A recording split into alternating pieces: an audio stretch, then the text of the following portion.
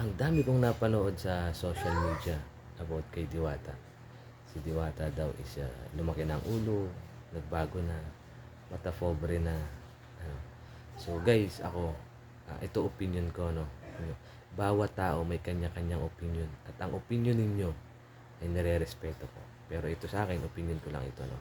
Although wala akong pinapanigan sa inyo, ako neutral lang ako. Ang may advice ko lang sa inyo, i-message nyo si Diwata na, oy Diwata, mali na yung ginagawa nyo, ganito na dapat ang gawin mo. Hindi na tama yung ginagawa mo. So, ganun. Ang sa akin, mali na nga yung tao, ida-down pa natin. Tama?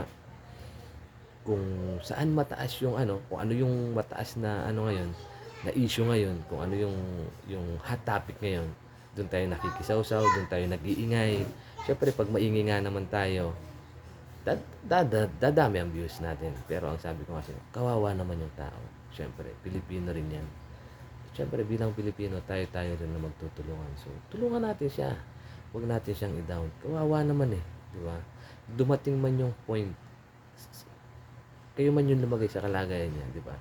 So, nakakaano rin naman, nakakasakit din naman sa damdamin, di ba? Kaya sabi ko kasi, tulungan natin siya, message natin siya na kung ano yung dapat niyang gawin. So, huwag natin i-down. Talaga, nakikiusap ako sa inyo, mapa small, mapa big. So, tulungan natin. Although, may nagawa siyang mali, ando na yun eh, given na yun. So, hindi man natin ulit mapalaki yung negosyo niya. At least na natulungan natin siya na magbago yung ugali niya. Hindi man natin maibalik yung dating sigla ng negosyo niya. Pagdating naman sa ugali, is natulungan natin siya, nagbago na siya, naitama natin, naging makatao na siya. Huwag natin siyang i-down. Yun lang yung sa akin guys, kasi kawawa naman yung tao.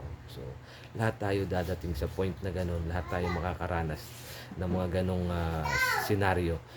Pero hindi pa lang sa ngayon kasi sabi nga nila panahon 'yan. Panahon ni Diwata ngayon kaya siya yung